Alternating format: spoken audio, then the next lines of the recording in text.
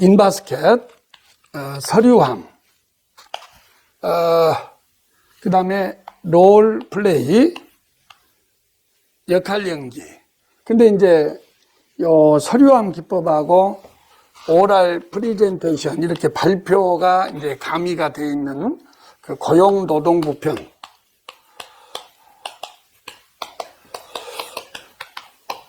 이 역량평가 대비 준비 방법에 대해서 한번 안내를 하려고 합니다.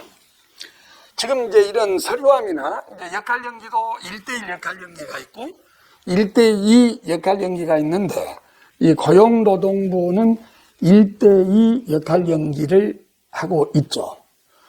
그 다음에 서류함하고 이 종전의 발표가 이렇게 동합이 되어서 발표하고 서류함 이렇게 되어 있습니다. 이 발표가 RP하고 결합되어 있는 그런 부서도 있는데 하여튼 고용노동부에 초점을 두어서 또 이와 유사한 다른 여러 부처도 해당이 되겠습니다만은 고용노동부에 초점을 두어서 한번 안내를 하려고 합니다. 이 역량평가 특히 서류함하고 역할 연기를 수행하는 이 고용노동부 기타 다른 부처는 가장 중요한 것이 시간적인 문제입니다. 뭐 한 60분 또 뭐 한 40분 이렇게 60분 주고 자료를 파악을 해서 5분을 발표를 하고 또 15분을 인터뷰를 합니다. 여기는 이제 40분 이렇게 자료 파악을 하고 20분간 역할 연기를 하는데 이 시간을 빨리 줄여서 그 짧은 시간에 핵심을 정확하게 파악을 해서 문제를 해결하고 이것을 인터뷰를 통해서 설득을 하고 역할 연기를 하는 이게 되겠는데 이 세 가지를 잘하려면 첫째, 자료 파악하기입니다. 소위 말하면은 데이터 마이닝 하기. 그 다음에 자료를 파악을 한 다음에 이것을 옮겨 적기죠. 왜냐하면 서류함 같은 것은 문서 형태로 돼가지고 그걸 가지고 이제 인터뷰를 하고 또 발표를 하기 때문에 옮겨 적기가 중요하고요. 이건 이제 제출을 해야죠. RP는 제출은 하지 않고 자기만 가지고 있지만 여전히 옮겨 적기가 중요합니다. 옮겨 적기에서 제일 중요한 것은 시각화, 시각적인 문서 작성하기가 되겠습니다. 그 다음에 이 옮겨 적었으면 역할 연기에서는 이것을 가지고 서로 연기를 수행하고요. 또 서류함 같은 경우는 이걸 가지고 이렇게 인터뷰를 하면서 또 발표를 해야죠. 그래서 세 번째는 소통의 단계가 되겠습니다. 그래서 이것을 60분이면 60분, 40분이면 40분, 이 짧은 시간에 어떻게 하면은 이렇게 정확하게 자료를 파악을 해서 이 문제를 정확하게 해결해 갖고 인터뷰에 성공적으로 할 것인가. 그래서 이제 이 세 가지 순서로 말을 하겠습니다. 먼저 이 자료 파악은 이 데이터에서 마이닝, 여러 정보, 또 문제 해결을 할 수 있는 어떤 노하우, 이런 것을 이제 발굴해 내는 것이 매우 중요합니다. 그래서 자료 파악은 다시 우선 문제, 과제, 이것을 정확하게 파악을 하는 게 제일 중요합니다. 그러니까 자료를 딱 받으면 제일 먼저 해야 할 일이 과제 상황, 또 어떤 메일이나 전화나 이런 데서 그 피평가자에게 부여된 문제를 정확하게 파악을 해서 컴퓨터에, 뭐 종전에는 이제 수기로 온 데가 있었습니다만 컴퓨터에 바로 옮겨 적어야 합니다. 이게 왜 중요하냐면 문제를 정확하게 파악하지 않고 자료를 읽으면 속도도 느릴 뿐만이 아니라 필요한 정보를 누락할 수가 있고 필요 없는 정보를 많이 파악할 수가 있기 때문에 이 문제를 정확하게 파악하는 게 중요합니다. 이 문제 파악에서는 예를 들면 무슨 활성화 방안을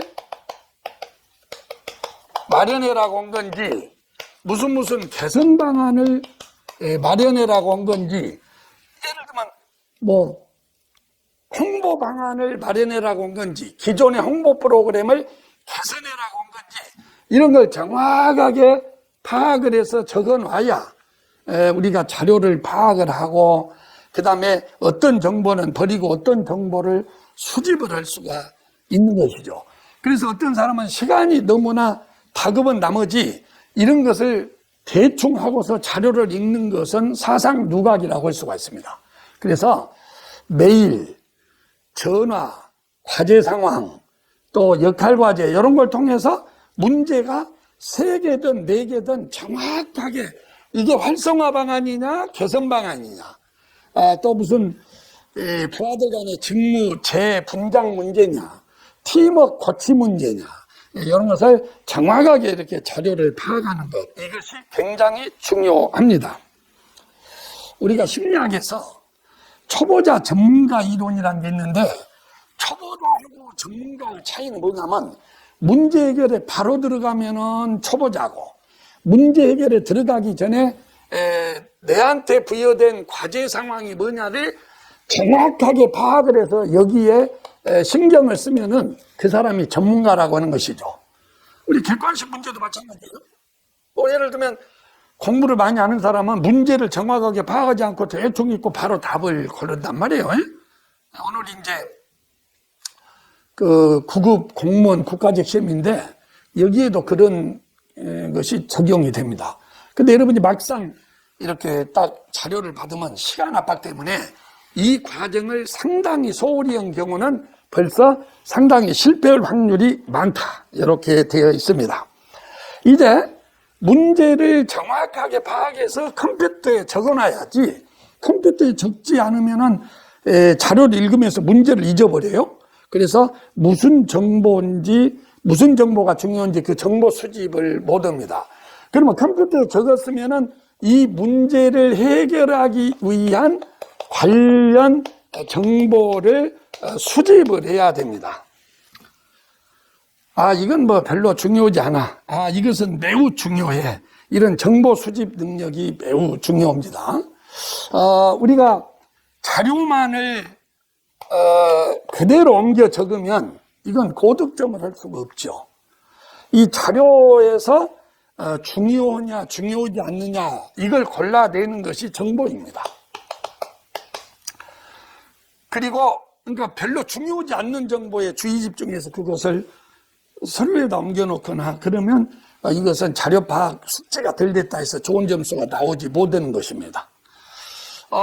그 다음에 자료 중에서 조금 더 중요한 정보를 골라내 갖고 이 정보를 문제 해결에 활용할 때 이게 고득점을 하게 되는 것이죠. 문제 해결력. 그러니까 우리가 역량평가라고 하는 것이 어떤 정보나 지식이나 이런 걸 대대하는 게 아니고 이걸 이용해서 문제를 해결하는 거죠. 그러니까 이것은 밀가루라면 이걸 이용해서 빵을 만든다거나 피자를 만든다거나 이렇게 비유할 수가 있을 것입니다. 가령 여론 고용노동부의 여론 문제는 갈등 문제가 다반사입니다. 그러면 우리가 갈등의 해결의 5가지 방식을 알고 있다고 해도 그 갈등 해결 방식을 이용해서 자료에 주어져 있는 그 밀가루, 자료를 가지고 갈등을 해결하지 못한다면 그것은 문제 해결력이 없는 것이죠. 예를 들면 학교 통폐합을 한다. 그럼 학교 통폐합을 하면은 찬성하는 쪽이 있고 반대하는 쪽이 있습니다.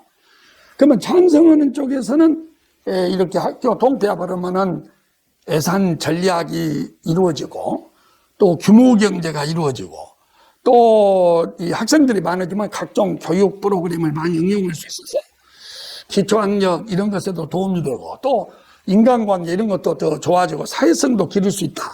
그런데 반대를 하게 되면 반대를 하는 사람들은 아니 우리 지역사회의 거점인 학교가 없어져 버리면 우리 지역사회 발전이 안 되지 않느냐 이렇게 해서 이제 우리가 반대를 하게 돼요. 그러면 그 갈등을 조정을 하려고 할 때는 어떻게 갈등을 조절을 하느냐. 예를 들어서 너무나 학생들이 적어.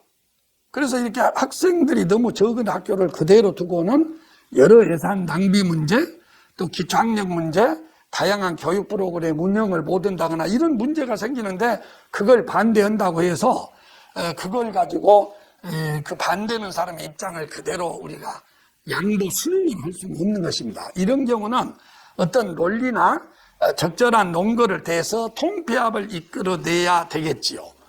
이런 걸 우리는 이제 전문 용어로 지배라고 이렇게 말을 합니다. 이 지배란 말을 여러분이 모르더라도 갈등 해결을 할 때는 어떤 경우는 주민의 입장에 순응을 해서 갈등을 해결해야 할 것이 있고, 어떤 경우는 학교 통폐합을 추진하는 그 기관의 입장에서 논리를 대가지고 통폐합을 추진해야 하는 경우가 있죠.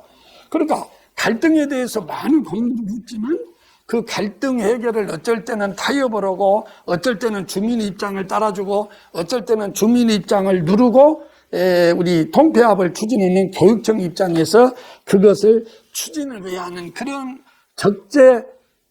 적소의 상황 적응적 갈등 해결을 하지 못한다면 지식은 있으나 문제 해결을 하지 못한다. 그래서 여기까지 이루어졌을 때 우리가 이제 점수를 충분히 줄 수가 있다 하는 얘기입니다.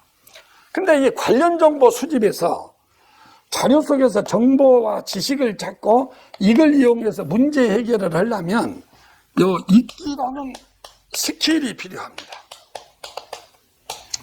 간혹 가다가 자료를 딱 받아들여 가지고 바로 그냥 한 줄부터 세밀하게 있게 읽은 사람이 있어요. 지금 자기가 무슨 문제 해결을 위한 자료도 모르고 읽습니다. 이렇게 되면은 정확한 정보 수집을 못하기 때문에 처음에는 문제를 정확하게 안 다음에 그 문제에 도움을 주는 정보만을 이렇게 쏙쏙 키워드를 골라가지고 그걸 기초로 문제 해결을 할 수 있는 이런 읽기 스킬가 필요합니다. 우리가 흔히 그 상향적 읽기가 있고 하향적 읽기가 있는데 상향적 읽기는 자료를 받자마자 한 줄 한 줄 읽은 것이고요. 하향적인 읽기는 제목을 보고 문제를 보고 거기에 관련된 정보를 수집하는 건데 처음에는 하향적 정보를 통해서 키워드를 골라내고 그 다음에 구체적인 아이디어를 적을 때는 꼼꼼히 상향적 읽기, 그래서 줌아웃 줌인, 하향적 상향적 읽기, 이런 것을 잘 이렇게 활용을 해야 될 것입니다. 그 다음에 두 번째는 이제 그 자료를 파악을 했잖아요. 또 아이디어를 창출을 했잖아요. 그러면 여기다가 옮겨 적어 소위 말하면 문서가 필요합니다. 이런 서류하면. 더군다나 이 발표를 하려면은 미니 보고서를 작성을 해야 돼요.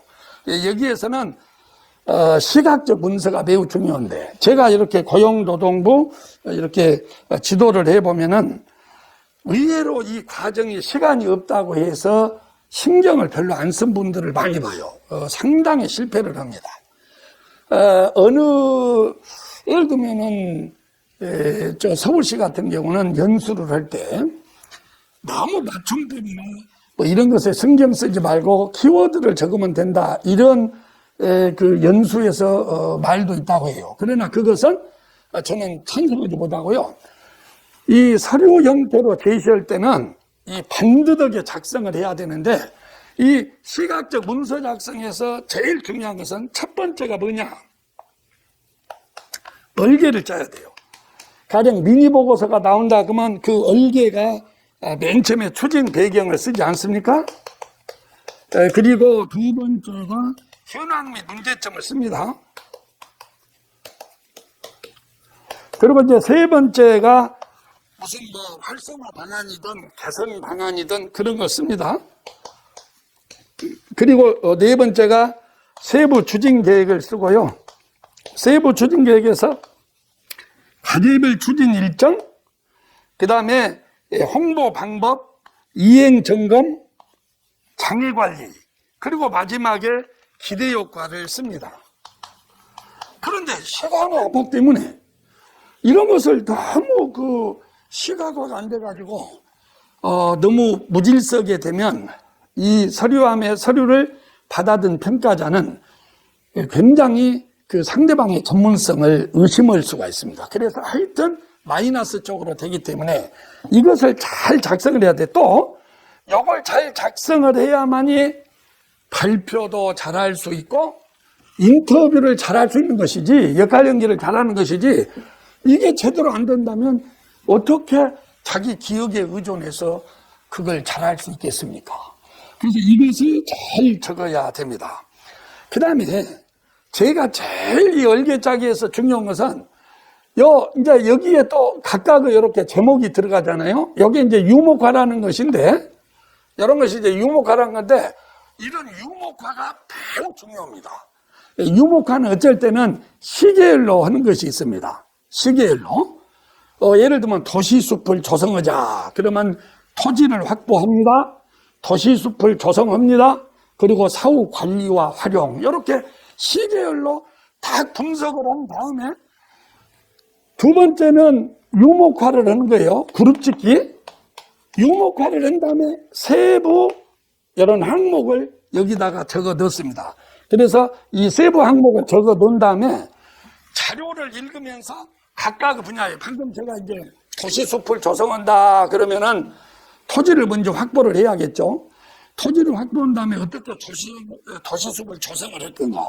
그 다음에 조성한 다음에 사후 관리와 활용을 어떻게 할 건가. 이렇게 얼개를 써놓으면 여기저기 자료 속에서 이건 토지 수용이네. 이것은 사후 관리구만. 뭐 병충해 관리니 또 뭐 이런 거. 여기는 조성에 관한 것이군. 그래서 거기다가 탁탁 이렇게 끼워 넣으면 되는데 왼수너무 시간 때문에 이런 것을 생략을 해요. 그래서 이런 훈련을 통해서 이렇게 유목화를 한 다음에 유목화가 되면 그 다음에 관련 정보 적어넣기. 각각에다 이렇게 관련 정보를 적어내야 돼요. 이게 시간이 많이 걸리는 것 같지만 가장 짧게 답안을 완성할 수 있는 방안이다. 요 점 꼭 잊지 않으시기 바랍니다. 이 유목화가 된 다음에 시간이 있으면 좀 퇴고를 해야 돼요. 저 시간 60분, 40분인데 무슨 퇴고나? 천만의 말씀이야. 퇴고라는 거 뭐냐면 글자도 좀 맞추고 오타도 좀 잡고 딱 읽으면서 그걸 대충 이렇게 어느 정도 해줘야 그걸 받아들이는 사람이 딱 머리가 좋고 이해하기 쉽고 전달이 잘 되기 때문에 여기에서 합격을 할 수가 있다. 이렇게 되어 있습니다. 그 다음에 여기서 문제 해결 순서를 미니 보고서부터 쓸까 서류함을 쓸까, 이것은 문제 유형에 따라서 사람에 따라서 다릅니다만은, 왜 우리 객관식 문제 풀 때 쉬운 문제부터 풀어놓고 어려운 문제를 나중에 하죠. 그래서 서류함 같은 문제는 우선 업무 분장을 다시 해봐라. 그 다음에 어디 해에 직무 관련 연수를 파견을 해야 하는데 누구를 파견할지 한번 그 생각을 해봐라. 그 다음에 어떤 사람이 일을 안 하고 타부서로 옮기려고 하는데 그 사람을 이 과제를 수행할 때까지 잡아놓도록 설득해봐라. 이렇게 간결하게 해결할 수 있을 때는 먼저 서류함을 먼저 쓰고 작성하고 미니 보고서를 나중에 쓰는 것이 심리적인 안정감을 가져와서 좋습니다. 그러나 또 어떤 사람은 보고서의 달인이 있어요. 저 같은 경우는 이 보고서 쓰는 게 아주 좀 익숙하거든요. 그리고 또 이렇게 보고서를 쓰다 보면 그것을 기화로 해서 뒤에 서류함 문제도 어느 정도 해결할 수 있다면 또 보고서부터 쓰는데, 보통은 간결하게 해결할 수 있는 인바스켓 문제부터 해결해서 적어놓고 미니 보고서를 나중에 쓰는 이런 순서로 하는 게 좋습니다. 그럼 여기서 제가 여러분한테 강조하는 것은 이런 순서를 정확하게 아시되 문제를 파악한 다음에 이 관련 자료 정보를 수집을 해서 문제 해결에 대안을 짜내고 또 여기에다가 말을 맞춰 넣고, 예를 들면은 여기다 홍보 강화 맨 처음에 이렇게 써놨단 말이에요. 홍보 강화. 그러면 이것은 너무 추상적이지 않습니까? 그러면 여러분 좀 구체적으로 짜려면 언제 홍보를 할 거냐, 대상은 누구를 통해서 할 거냐, 어떤 방법으로 할 거냐, 요걸 여기다가 쓰면은 이게 구체적 대안이 되는데, 빨리 읽고 빨리 적으려면은 뭐가 필요하냐? 제가 제일 강조한 것이 프레임입니다. 이 프레임이라는 것은 인지심리학에서 인지구조 사고의 틀을 의미합니다.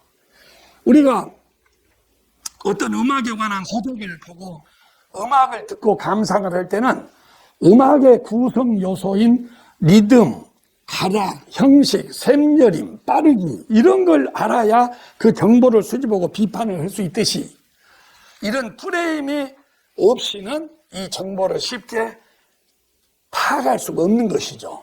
자, 예를 들어서 이 서류함의 많은 문제가 직무 재분장, 지금 직원들끼리 새로 추가된 업무를 놓고 갈등이 심하다. 이 업무를 누구한테 줄 것인지 직무 재분장을 한번 해봐라. 그러면 직무 재분장을 하려면 두 가지를 분석해야 합니다.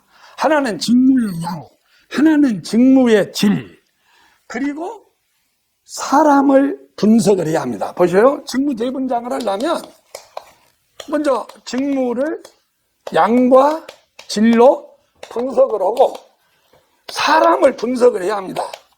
그러면 이제 서류함 같은 데서 사람에 대해서 몇 년차 근속연한이 나오기도 하고, 그 다음에 이 사람이 학교 다닐 때 전공이 뭐고 금평 점수는 뭐고 이런 게 나와요. 그러면 사람을 분석한다는 것은 뭐냐?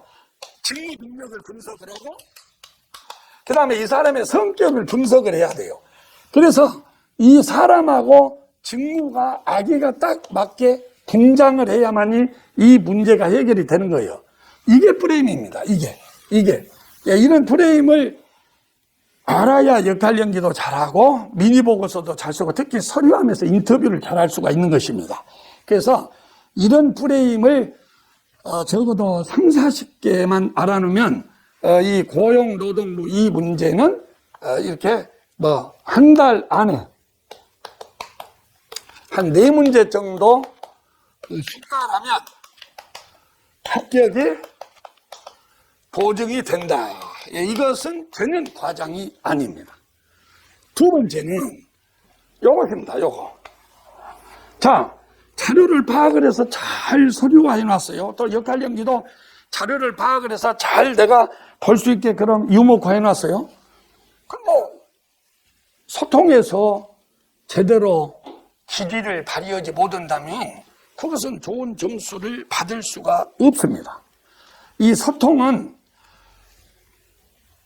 서로 글로써 의견을 잘 전달하고 또 말로써 나의 의견을 잘 표현한다는 이런 말이 돼요.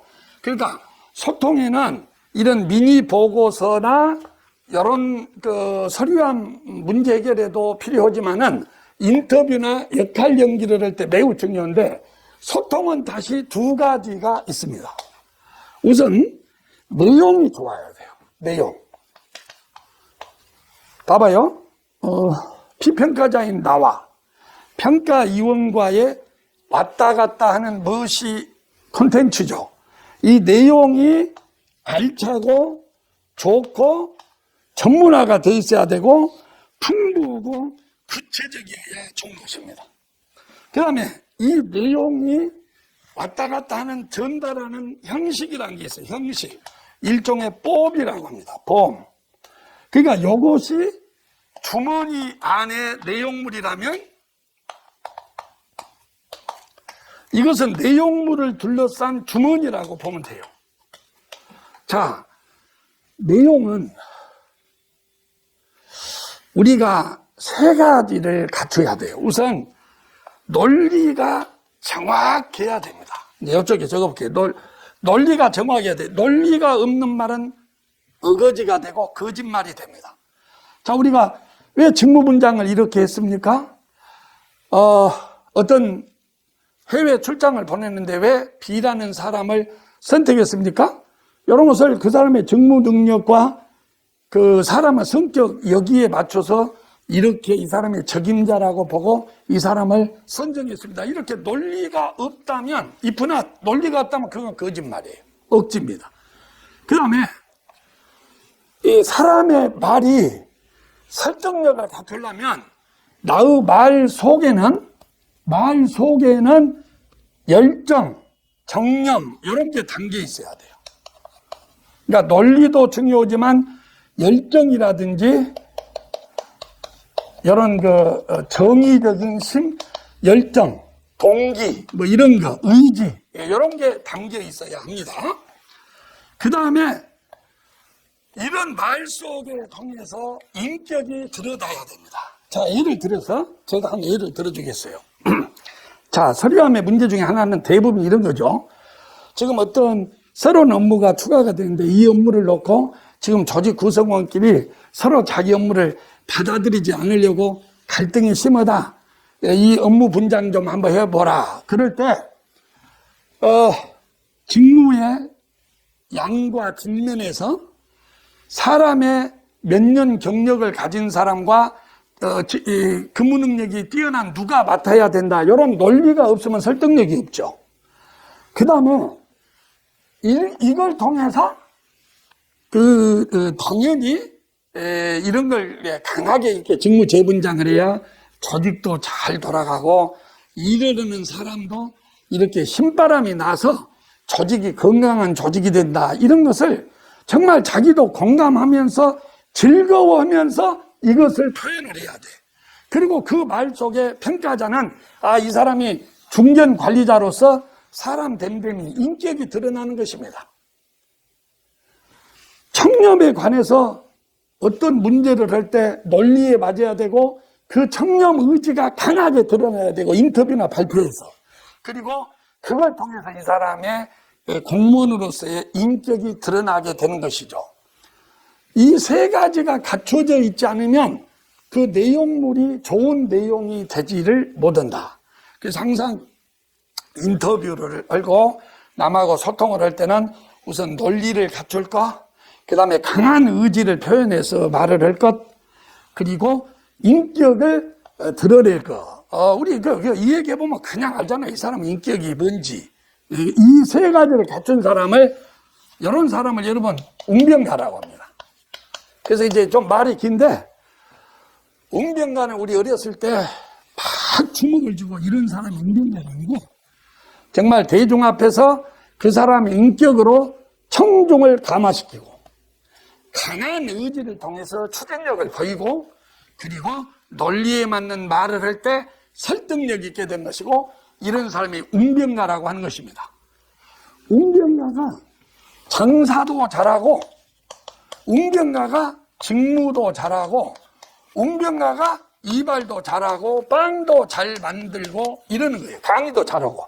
그래서 요 세 가지. 요건 이제 제가 뭐 항상 유튜브에도 많이 올려놨지만, 에소스, 파토스, 로고스. 이렇게 세 가지를 갖춰야 된다. 이런 거.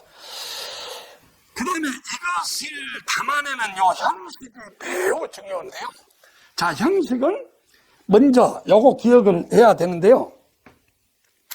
형식에서 제일 중요한 것은 뭐냐? 우선 기본적인 소통 기술을 가지고 있어야 돼요. 기본. 부부끼리 대화를 하든, 친구끼리 대화를 하든, 아들, 딸하고 부모가 대화를 하든, 피평가자하고 평가자가 대화를 하든, 제일 중요한 것 중에 하나가 수용적 자세라고 하는 거예요. 자, 역할 연계에서 어떠한 학교 통폐합 문제를 놓고 그걸 강하게 반대하는 주민 대표가 어떤 말을 강하게 던진다고 할 때, 그걸 가지고 당신은 이런 학교 통폐합을 하는 이유에 대해서 알지도 못하면서 왜 그런 주장을 하냐라고 마치 꾸짖듯이 거부적 자세를 취한다거나 심판적 자세를 취하면 안 된다. 그래서 이것을 비심판적 자세 그래요. 그러니까 항상 그 역할 연기에서 상대방이 부하가 인사에 불만을 먹고 있는 부하가 되든, 아니면은 학교 통폐합을 반대하는 이해관계자가 되든, 그 사람을 나무라는 듯 이렇게 심판적 자세를 갖고 오면 안 됩니다. 우리가 자식하고 얘기할 때도 그러죠. 공부를 못해서 시험을 떨어졌는데 열심히 했는데 안 됐구나. 네가 열심히 했다고 하지만은 충분히 거기에 다다르지 못한 것은 좀 더 노력을 해야겠구나. 이제부터 잘해보렴. 실수가 없는 사람은 없단다 라고 수용을 해야지, 여기를 비난하고 이렇게 해서는 역할 연기든 서류함이든 좋은 점수를 받을 수가 없다. 다음에 우리는 누구하고 이 얘기를 하든 공감적 이해를 해야 됩니다. 이 공감적 이해가 매우 중요하다는 건 다 알고 있어요. 예, 공감합니다. 이게 공감적 이해가 아니고, 그 사람이 표현을 하지 않았지만은 그 사람의 말을 읽어서 메일이 옵니다. 과장님, 이번 저는 밤새고 일을 했습니다만 이번에도 급평점수가 좋지 못합니다. 저는 타부서로 옮기고야 말겠습니다 라고 할 때, 그게 역할 연기든 서류함의 인터뷰를 통해서 하든, 과장님, 제가 왜 이렇게 화가 난지 아십니까? 그럴 때 그 사람이 메일로 표현하지 않았지만은 표현하지 않는 그 마음까지 딱 꼬집어서 정확하게 내가 이해하고 있다는 걸 말을 할 때 이걸 공감적 이해라고 합니다. 이것은 이제 전문 용어로 통제된 정서 강요다 이건데, 우리 박전 목사님 그럴 때, 지난번에도 얻어먹었는데 또 미안하잖아요. 과장님 됐습니다. 그럴 때, 미안해 하지 말고, 이게 공감적 이해라고 하는 것입니다. 그 다음에 또 하나는 진정성이에요. 진정성이라는 게 뭔 말이냐면, 정말로 부하의 입장을 이해해서 해결해 주려고 하는 그런 진정성.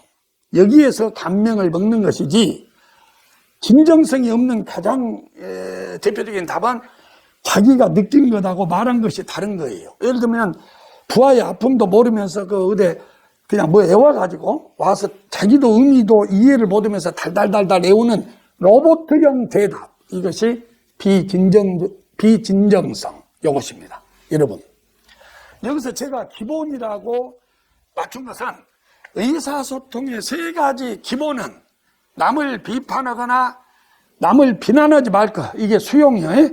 두 번째가 속마음을 정확하게 꿰뚫어 보고 그것을 해결해 주려고 노력을 거. 공감적 이해요. 그 다음에 기계적 로봇형 대답을 하지 말고 전인격을 받쳐서 민원인을, 이해관계자의 갈등을 해결해 주려고 하는 그런 진정성 있는 대답에 감명을 먹습니다. 이런 것을 모르면 안 된다. 그 다음에 두 번째,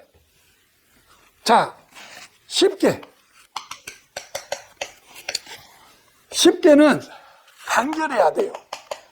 제가 여러분한테 항상 말합니다만, 우리 인지심리학에서 20-30초의 단기 기억을 가지고 남하고 이 얘기를 합니다.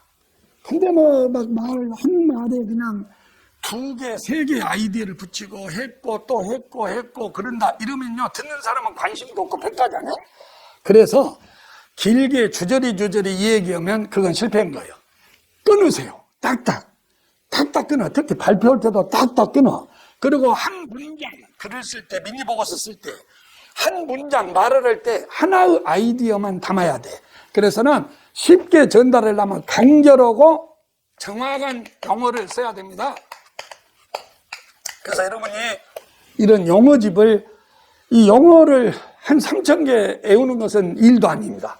우리 고용노동부 거기 주요 업무계획이나 봐가지고 거기에 그 주요 업무계획에 나와 있는 서류함이나 보고서, 역할연기에서 많이 쓰는 용어 그냥 몇 개 이렇게 주의 깊게 잘 보면은 이런 것을 할 수가 있어요. 사투리는 어느 정도 쓸 수 있죠. 저도 씁니다. 그러나 비열을 쓰는 사람이 있어요. 예를 들어서 내가 진짜 이렇게 지도를 하면서 물어봤어요. 동기부여에서 장기적인 건 아니지만 가장 중요한 게 뭡니까? 어떤 금전적 보상이나 최소한의 기본급을 통한 그 생활보장이 돼야 할 것입니다. 이렇게 말해야지. 쩐이죠. 이런 것은 해서는 안 됩니다. 그래서 정확한 용어, 고급 용어를 써라. 제가 이제 이렇게 말을 합니다. 그 다음에 재밌게 해야 돼요. 재밌게. 의도적으로 평가자들이 강하게 드라이브를 걸 수가 있습니다. 그러나 자기도 막 흥분을 해서 이렇게 한다거나 그러면 안 됩니다. 의사가 환자하고 싸먹는다. 그것은 가장 좋지 못한 의사예요. 강사가 마찬가지입니다. 그래서 인내심이 없는 사람은 권오분은 그런 경우가 매번 발생하죠. 그 역할연계에다가 싸매버린 경우. 그러면 안 되고, 이걸 이제 전문용어로 납보를 조성해라 이거거든. 언어적, 친화적 분위기, 얼굴도 좀 잘 이렇게 하고, 이렇게 웃으면서, 그리고 상대방이 어떤 화를 내더라도 공감적 이해도 표현을 하고, 지루하지 않으려면 말에 또 강약이 있어야 돼. 가만히 앉아서 이렇게 하지 말고, 오감을 다 활용하는 거예요. 우리가 의사소통이라는 것은 논리로만 하는 것 같지만 그렇지 않아요. 비언어적인 것도 있어요. 아이 컨택 같은 경우. 그 1대2 역할을 하는데 한 사람만 계속 본다거나 이거 기분 나빠서 좋은 점수를 줄 수가 없습니다.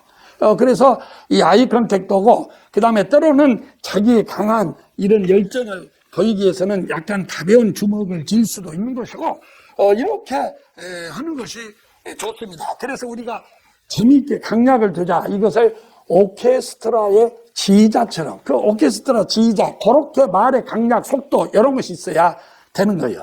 밋밋하게 똑같은 속도로 이렇게 해서는 안 된다. 그 다음에 세 번째가 강해야 됩니다.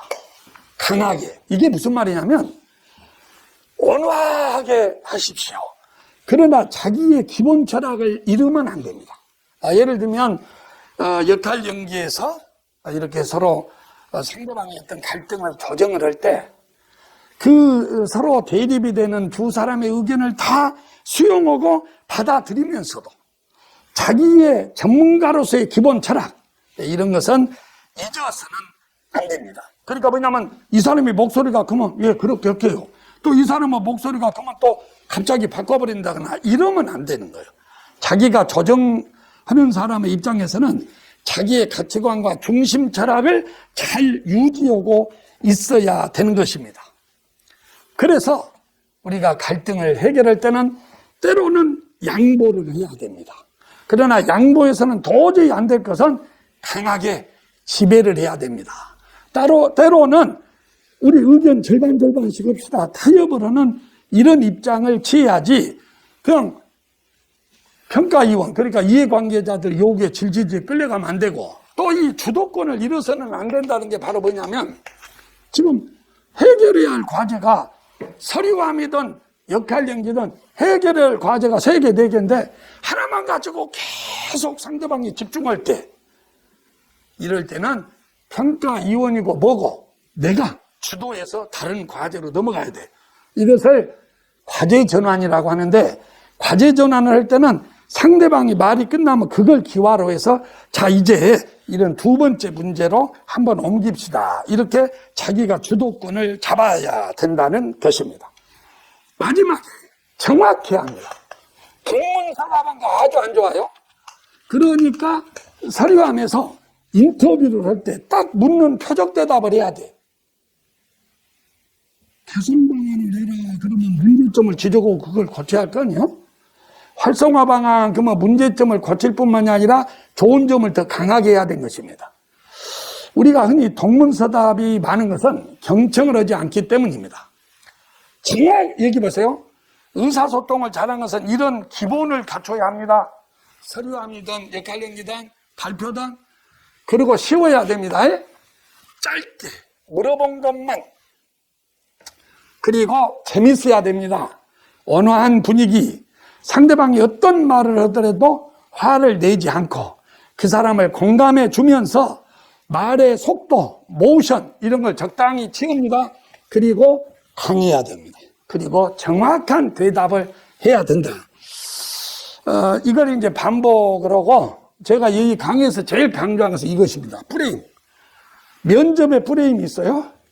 그 다음에 보고서 작성에 기본 프레임이 있습니다. 이 프레임을 알아두면 단어 하나 속에서 한 트럭의 정보를 이끌어낼 수가 있다. 제가 데이터 마이닝하기 이런 것을 그 유튜브에 올려놨습니다. 그런 것도 참조하십시오. 이렇게 되면 한 4문제, 5문제만 강하게 접근을 하면 한 달 안에 합격을 제가 보증한다. 예. 자, 많은 도움이 됐으면 좋겠습니다. 자, 수고하십시오.